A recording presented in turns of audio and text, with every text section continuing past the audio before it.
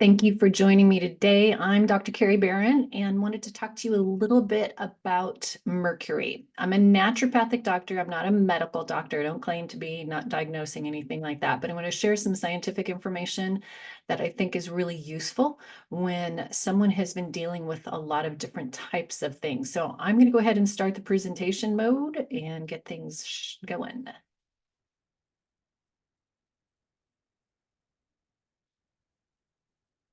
All right, so you're tired and you're not feeling like yourself lately. That is not an uncommon statement. I hear that from people quite often. A lot of my clients come to me because of that. So I'd love to share some information with you that I think can be very useful in what you do about it. And this is all a journey. I'm happy to help and work with you, or if you are working with another practitioner, I'm happy to talk to them about it too.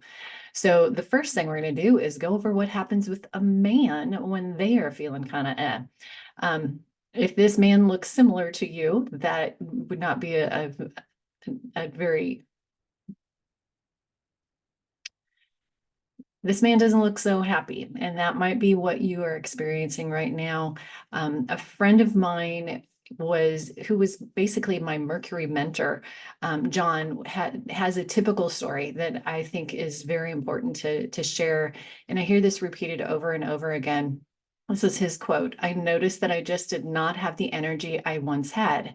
As time progressed, I continued to go downhill and continued to lose my memory. I would ask my wife a question and she would say, "You just asked me that question a minute ago." And I was adamant that hadn't asked and that I was not losing my memory, but indeed that was the case. In the early part, I reached the point where the fatigue was so overwhelming that I couldn't go to work anymore, and I was absolutely unable to function. I became antisocial. I didn't want to talk to anybody. My wife would say good morning to me, and I'd rip her head off, which I proceeded to do verbally. And I knew it was wrong, but I was doing it and I couldn't stop. I felt powerless to stop it. It was a bizarre scenario for me. So that is what men tend to experience when they have some heavy metal poisoning. When it comes to women, you may be experiencing aggressive, quick to be angry or cry, uncharacteristic outbursts of emotions, and then regret for flying off the handle. My friend Melissa, whose name I have changed, worked with me for a few years, and she had contacted me because she thought she was on the verge of mental illness. She felt that she was close to abusing her children. She would have anger outbursts, just like John had, where in the midst of an emotional rant or crying, Jag would think, "This isn't me. Why am I doing this?" but was unable to stop. And when she initially told me this, I was in shock. She is one of the most mild-mannered, gentle souls that I've ever met in my life. And she's always generous and never aggressive. So I thought, well, what's going on? And after about a minute of thinking, I asked her to remind me of what she did before we met and were working together. She was a dental assistant. The light bulb went on in my head, and we immediately went to work to get rid of the toxin that was plaguing her. If you look up mercury poison symptoms, you will find that they may include muscle weakness, poor coordination, numbness in the feet and hands, skin rashes, anxiety, memory problems, trouble speaking, trouble hearing, or trouble seeing. But that isn't the whole story. There are many studies done on mercury. What organs get disrupted with mercury toxicity? The cardiovascular system changes tremendously when it comes to the electrical flow of the nervous system. Silica is a very big component of that. And you can have all kinds of things like high blood pressure, cognitive loss, hearing issues, tremors, headaches, behavioral changes. All of that is related to the nervous system and the cardiovascular system. And you can see on my notes, there are the references, the URLs for the articles that we'll be discussing. Inhaled mercury vapor is the most dangerous of all of the mercury vapors, all of the mercuries that you might typically experience. It is typically permanent. There are things that we can do about it, and I don't claim it's always permanent, but that is what they have said on many of these scientific articles. Methyl mercury and metallic mercury vapors are the ones that go to the brain very quickly. Remember the Mad Hatter in Alice in Wonderland was always being goofy and kind of not tracking with thought processes? Hat makers would waterproof hats back in the 1800s with mercury vapor, and they would go crazy. So a Mad Hatter literally was mad because of the volume of mercury that was going into their brains.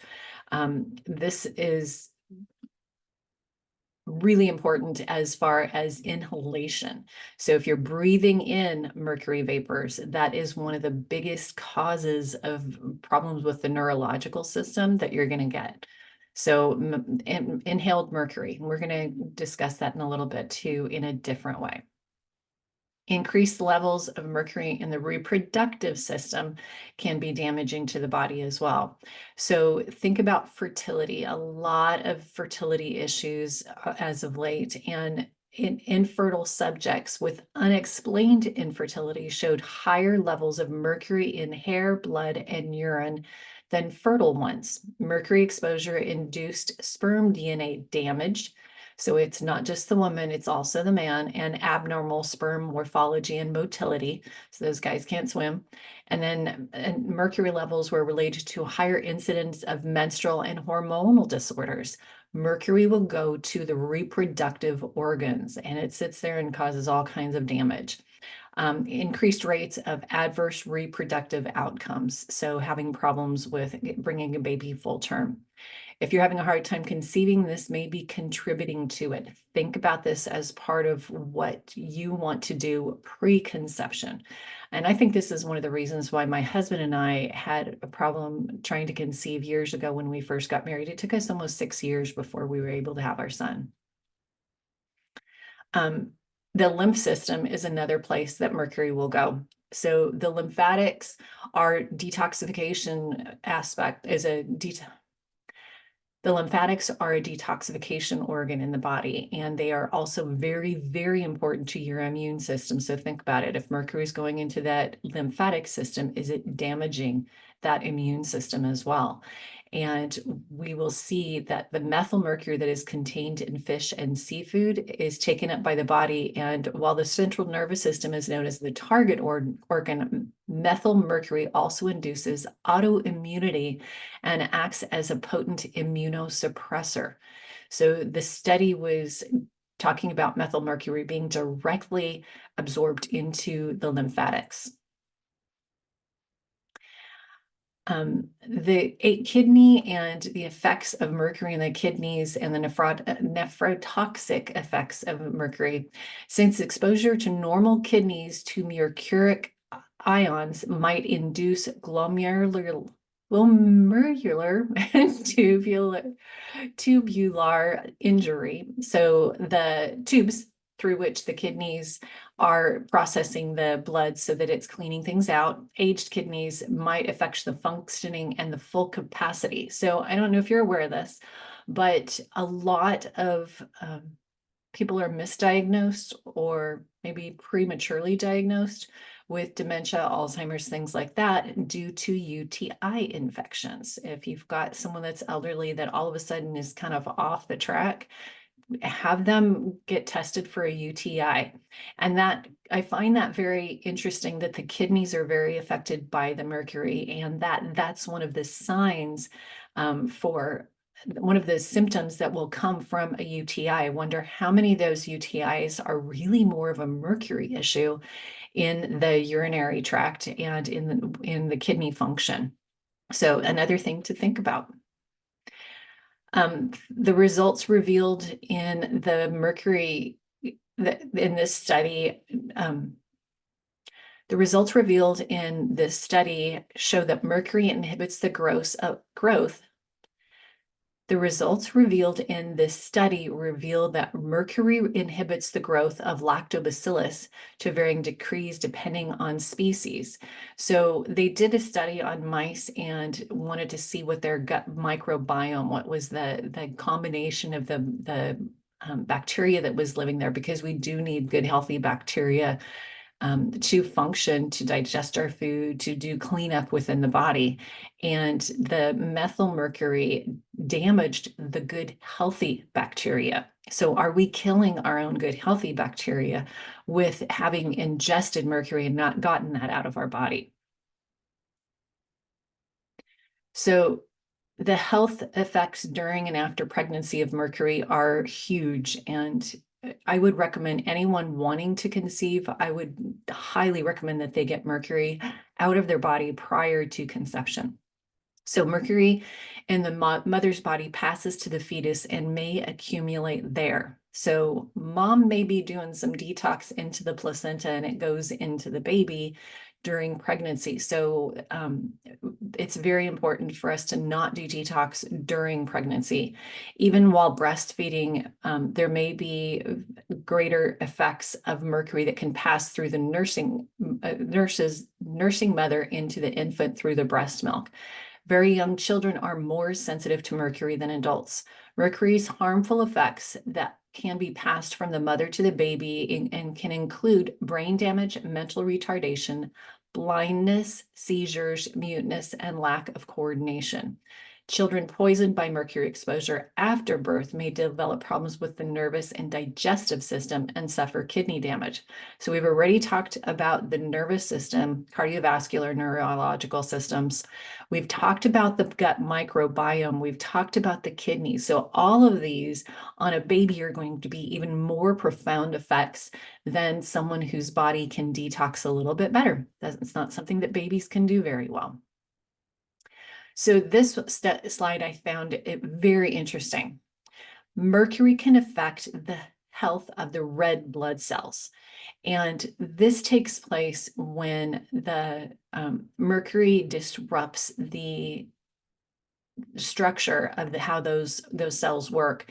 And when it's absorbed into when mercury is absorbed into the bloodstream, you get elevated levels of mercury that are extremely harmful and can cause problems with, again, cognitive impairment, skin rashes, and kidney problems. The red blood cells are affected by the mercury chloride. And I had my mercury expert explain it to me that there is a lot that takes place on the red blood cells with mercury. And we'll go into that in a little bit. But I found this very interesting that this study was done by one of the contributors was Gherkin and had an interest in red blood cells, which later began to study patients with sickle cell disease. And his studies expanded to include many conditions in which the form and function of the red blood cells may be affected. So they've seen that mercury-exposed red blood cells don't just look different, they may be stickier, and they have evidence that the stickiness makes them more likely to adhere to blood vessels, which may impede blood flow, especially in the tiniest capillaries. That also happens with sickle cell disease. So if someone has been diagnosed with sickle cell, I would look at that as an indicator we may need to be doing some work on getting mercury out of the body. In this study, I found very interesting because my husband and I like to fish. This study in Brazil, they found that fishermen who, they're normally in contact with eating fish, and those fish may contain higher levels of mercury, had low oxygen levels and more oxidative stress within those fishermen's bodies. So John, my mercury expert, explained to me years ago that there are 4 oxygen receptor sites on every red blood cell. So I'm going to stop the share and show this to you a little larger. So let's pretend like this is our red blood cell. It is a big circle, and in that red blood cell, you've got 4 oxygen receptor sites. So pretend that there are 4 little dots. Oh, that's weird. I don't know why that was on there. So you've got 4 little red dots on that oxygen receptor site. And because of that, you've got the importance, it's very important for that oxygen to adhere to those sites. Now, mercury likes to cover those red blood cells because the affinity for mercury is much higher than the affinity for oxygen for those red blood cells. So red blood cells, I don't know why it's doing that. So red blood cells have an affinity of 1x to attach to the red blood cell. Carbon monoxide has like a 300x to attach to the red blood cells. Mercury has a 1,000 something X to attach to it. Oh, sorry, carbon. So John, my mercury expert explained to me years ago that there are 4 oxygen receptor sites on every red blood cell. Oxygen has an affinity for that red blood cell site at a 1x, so it likes to adhere to it, 1x. Carbon monoxide has a 500x affinity, much stronger bond than that oxygen for that same red blood cell oxygen receptor site. What happens when we get too much carbon monoxide? We suffer. And we suffocate due to lack of oxygen. It is covering up those oxygen receptor site.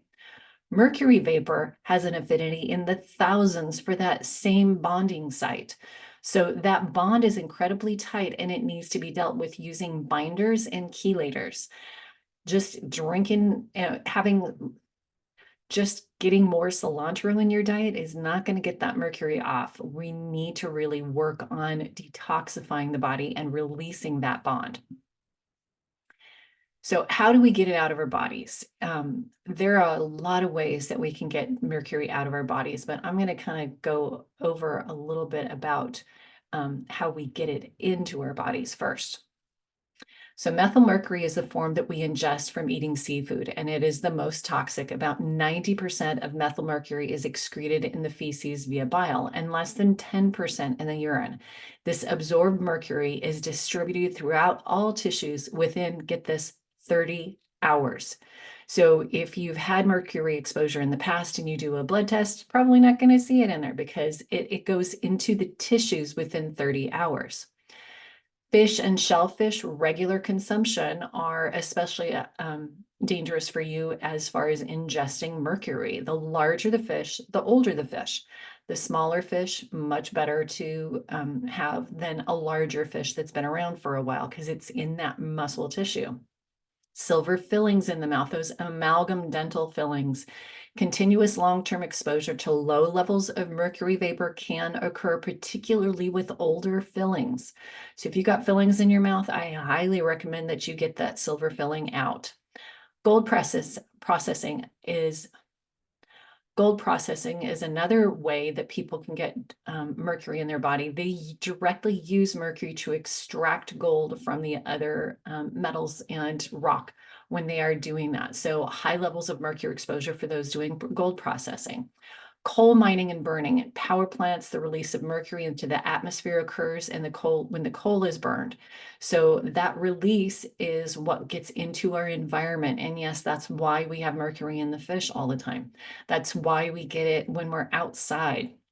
The next one on there is crematoriums. Yes, human and pet crematoriums are going to be high exposure opportunities for mercury vapor. You think about all of those bodies that have been cremated, they are that mercury in their mouths and the mercury in their body, in the reproductive organs, in the kidneys, on those red blood cells is going into that vapor, which is more easily absorbed. Even pets, you think about a cat, a lot of cat food has fish in it. And where are we getting it? From fish that we eat. Fluorescent lights, the things that are above a lot of people all day long in work environments, they have a potential for significant exposure because it constantly releases mercury vapor. As that light dims, that's a sign that you don't have as much mercury in that bulb. And so we are ingesting it through that mercury vapor. And even the little, spirally fluorescent, same kind of thing. Fungicides in agriculture, and it depends on use, how close you are in proximity, all those kind of things as to how impactful that is. But there was an incident that happened internationally that the US had sent wheat grains for planting, and they had covered them in a mercury substance. And that's a way to preserve it over a long period of time because it kills fungus and bacteria.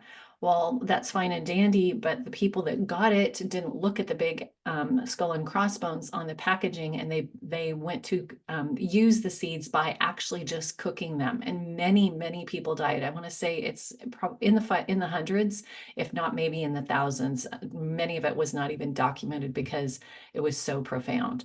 So being in an agricultural area, that exposes you to that mercury. Skin lightening creams, antiseptic creams and ointments, direct contact with mercury containing in those products. So those skin lightening creams, I would avoid those suckers. Vaccines, yes, thimerosal is what it's called in a vaccine. Exposure to that depends on the number of vaccines, the type of vaccines, and the age of the person that is getting them. Babies don't really have an immune system when they're really young, and so that thimerosal can definitely impact their health in more profound ways than adults. I was a painting contractor for 17 years, and I had no idea that I was contaminating my body with mercury with paint over the decades. It is a mildew-resistant additive to paints. Yes, they took lead out of paint, but they kept mercury in so that the paint doesn't go bad while it's sitting on the store shelf. You are breathing in those vapors with wet applications. You're rolling it on, you are breathing in those mercury vapors. So that's another way your body can get a lot of toxicity with mercury. Thermometers, barometers, pressure sensors, manometers, all of those have direct exposure if the device breaks. But think about it, if that mercury is leaking on a regular basis, you are exposing yourself.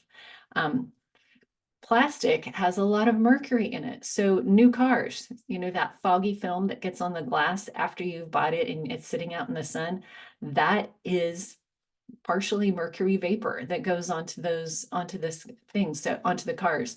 So instead of just cleaning it off and wiping it off, use ozone in that vehicle. If you bring a new car home, any car home, I would be using that in there, get the ozone going, get that ion generator, getting it cleaned out with an air purifier before you ever drive that car for any amount of time. Drive it with the windows down in the middle of winter if you have to do that, but you don't want to be ingesting that mercury.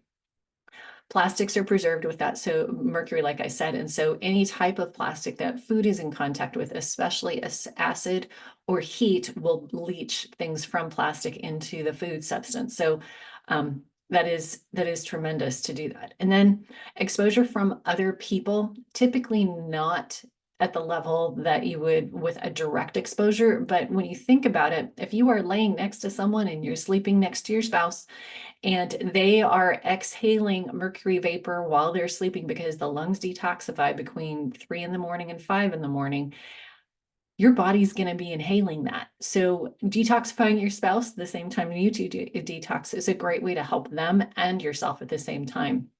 The last thing on our list is not something that most people have to think about, but volcanic ash actually has a lot of mercury in it as well. And it's a high risk when that situation occurs, but generally low because we are not around volcanic activity at the level that we need to be concerned about it on a daily basis. So how do you know if you have mercury in your body? Blood tests, and all of this testing information came from amalgam.org. They have great resources. So I highly recommend that you go check them out to find a dentist in your area that knows how to take out mercury amalgam safely, both for you and for themselves and anybody else working in the office or even at their dental appointment. So blood tests are great for short-term acute exposure where you got a lot of mercury vapor all at once, but it reduces by half every 3 days. And so remember earlier that 30-hour time window from mercury exposure until it's already settled in your tissues, you're not really going to get a blood test that's going to show that much. A lot of times doctors want to do a chelator, so something to prompt the body to release the mercury. So you've got DMPS, DMSA, EDTA. They all pull toxic metals out of the tissues and put them back into the bloodstream. But remember, I talked about those red blood cells.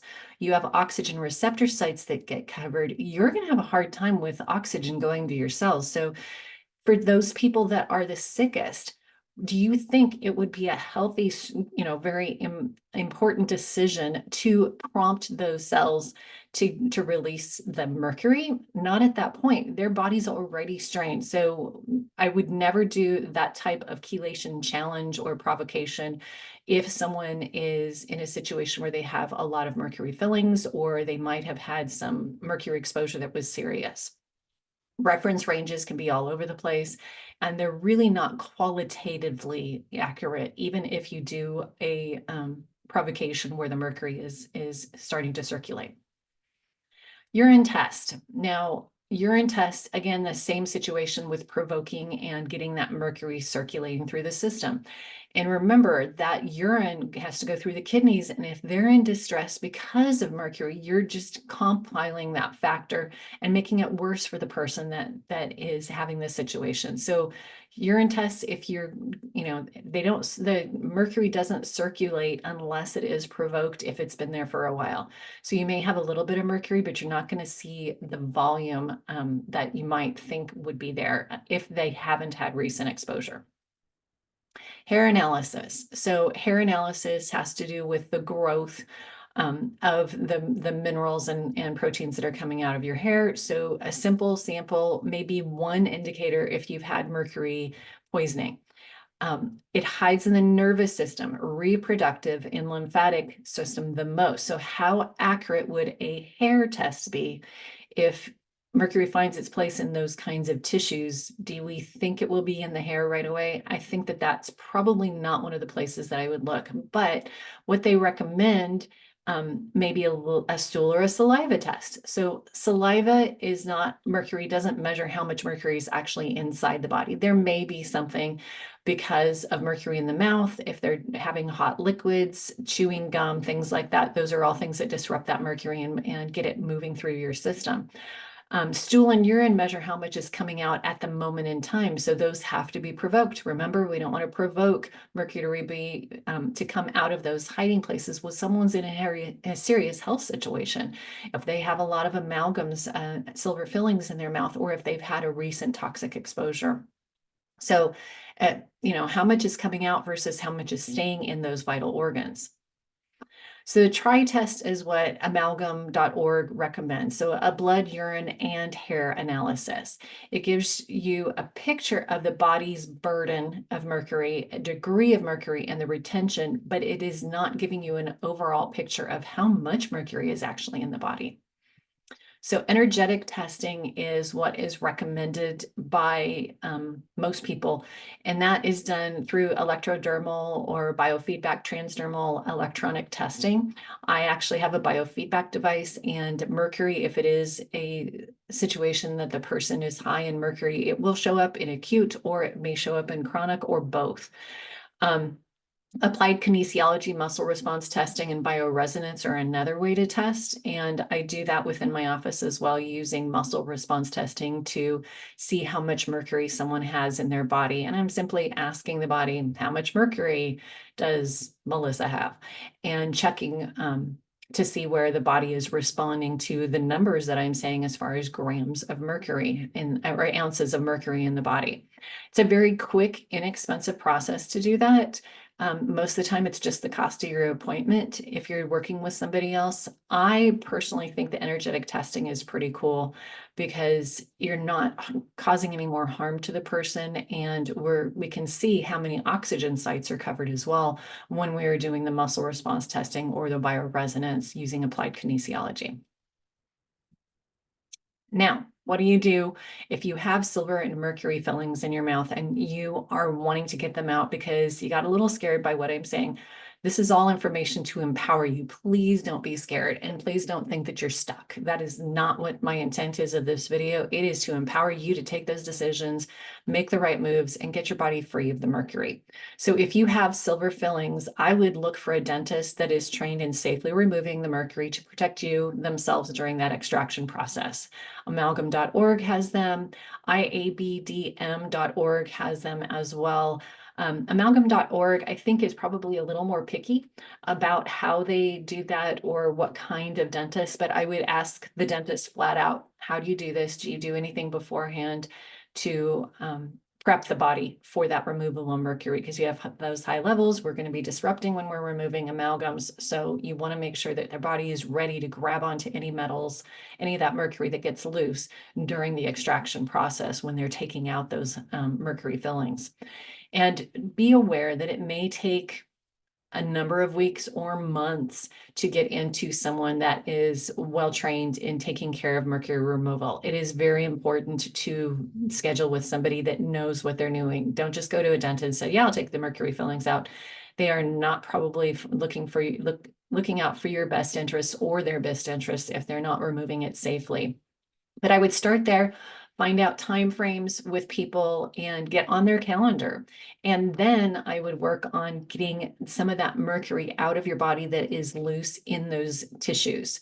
So wait times can be 6 months. I would look at, scheduling it out a few months just so that you have some time to work on getting that mercury under control before you disrupt more and cause more problems in your body. And then you end up feeling horrible at the end rather than feeling better.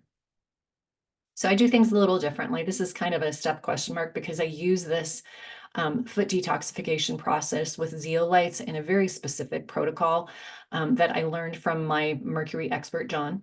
And there are different levels of mercury someone will have in their body. For a man, a high level of mercury would be like 80, 85 ounces. A woman can take up to 90, supposedly. I actually had a client who had 92 ounces before, and working on using the foot bath to get that mercury level down tremendously changed her emotional status, and her brain function was much better as well. So we're going to take it slow by doing this 20-minute foot bath. It has a very specific protocol, so this is why I don't share it on a video unless someone is a client. That is when I will share the full program and get them going on that. Because of the chance that someone is going to read things incorrectly, that could cause problems. And I don't want there to be a chance that we would have problems, because remember that oxygen receptor site and how mercury can take over and cover it, because it has that 1,000th of time affinity rather than oxygen. If you disrupt too much of it at the same time, you can have fainting occur. I actually had that situation for myself. I fainted and kind of, well, didn't pass out faint, but I had a friend who did the same thing that I did, used a different protocol. She passed out and was laying on her bathroom floor for a while, probably before she woke up, and then she vomited. And so your body needs to get rid of it. It's going to do what it needs to keep you alive, but let's not take you to that point where you have danger. I know how to work through it with clients. I've done this with many, many people, and we can work very slowly to do it efficiently and safely and get that mercury load down. And this would take place before your mercury removal as well as after. Okay, come on. And then the first step, I think, for everybody, whether you're working with me to get the mercury out or you're already worked with a dentist, is make sure you're getting plenty of good, clean water. That is my biggest first question when I'm working with everybody. How much water are you drinking? What kind of water are you drinking? I always recommend distilled. It's a long discussion. We're not going to go into it here. Reduce your exposure. If you got fluorescent lights in your house, get them out. If you are we're eating a lot of seafood, and stop it for a little while. Reduce your exposure. A natural organic diet with plenty of protein. Protein is very important because it is what the body needs to make glutathione to help your body detoxify from the mercury. You're going to want to avoid sugar, alcohol, caffeine, junk food, regular cow's milk. Not good when it comes to mercury removal. And chewing gum. Gum chewing is not a good thing. Even drinking a lot of hot foods, hot soups, hot foods, and having that go over those mercury fillings can cause problems during wintertime for a lot of people. Brush your teeth immediately after eating. That's a great way for you to work on getting all of that mercury out that has been disrupted during the eating process. Open up the elimination pathways, homeopathic remedies, fasting, diets, juicing, saunas, liver, kidney, lymph, and gastrointestinal support. There are some great products out there that I use for all of that type of support. Liver, kidney, lymph, and gastrointestinal support. You want to make sure that your body is eliminating through sweat, through the urine, through the feces, just to get that stuff out. And if you are not opening up those elimination pathways before you start doing a detox, no matter what kind of detox, you're not going to be happy.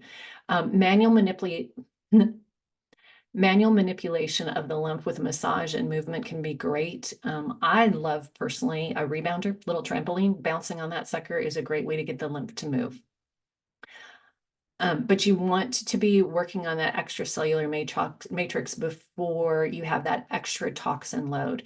Binders are really important. Don't think that doing this without a binder is going to give you the best results. Binders will grab onto the metals if they are appropriately made. I have a great system of binders that I use, and it will work. It's worked for everybody that I've used so far, so it will work for you as well. And so don't be scared. It's, I'm giving you all the cautionary tales just to make sure that you're paying attention and you don't just jump into it too quickly. Then once you've gotten that initial detox done, you've removed the amalgams, you're not done yet. Once those fillings have been taken out, you still have mercury in your system, because even a good dentist that's doing everything in the most, so if you So you've removed the amalgam fillings. You aren't done yet. Once you have the fillings out, you still have mercury in your system, because as good as a dentist is, there is no possible way you won't have some mercury filling dust that gets inhaled and gone and goes into your body systems. You will want to continue to detox and probably deal with parasite and fungal infection that has been going on due to the mercury. Remember the study about the microbiome and how that changes during the mercury? There are some ways that we can help with doing this greater detox with getting parasites out, and it will help with fungal infections that are more systemic. So, powerful way to help. And then once you get rid of the mercury, you move on to a happy life rather than feeling crappy. So instead of feeling crappy, you move to feeling happy. So I am Dr. Carrie Barron. I am a naturopath, and I would love to help you with getting your mercury out and helping you lead a healthier life, and work on detox, other kinds of things to bring your body back to where God designed it to thrive, because his design is perfect and it works beautifully when we tap into it. God bless you. Have a great day.